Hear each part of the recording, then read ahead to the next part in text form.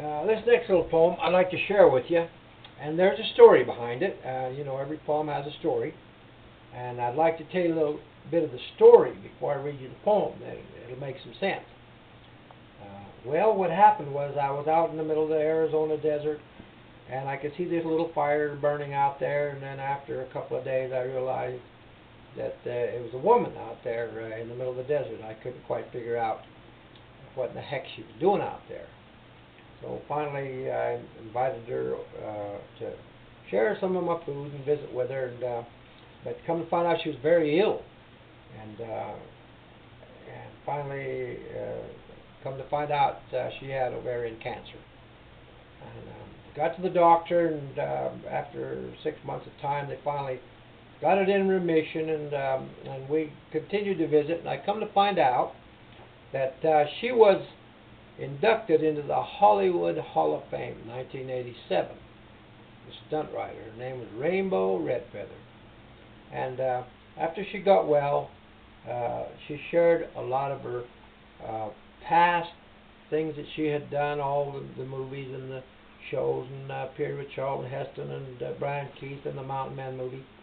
And we shared a lot of art and experiences and so on, and we became very good friends. And so she would always keep saying, well, someday I'm going to be able to do things with you and be your friend and be your equal. Well, there's no equal. I'm nobody, and she was a Hall of Fame stunt rider. So I wrote this poem, which I gave to her. It's called Equal. I wrote this poem 50503. I didn't memorize, so I'm going to read it. It says, to Rainbow, my compa, which means your companion, your friend. And it says, I can never be your equal, nor go the places that you've been, because I'm surely not your shadow, and by a long shot, not your twin. I'm old enough and smart enough at least to know my place. We're just two different horses that entered the same race. To know I ran beside you is good enough for me. For me, to be a champion was never meant to be.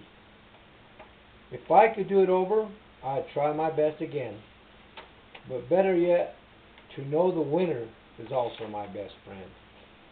Well, it was kind of interesting because she had been involved in an auto accident, and then after I helped her do a biography and a few things, I didn't see her again for a long, long time.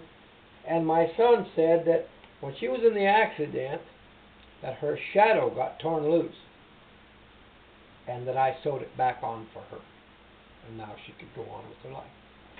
So anyway, that's the poem about that.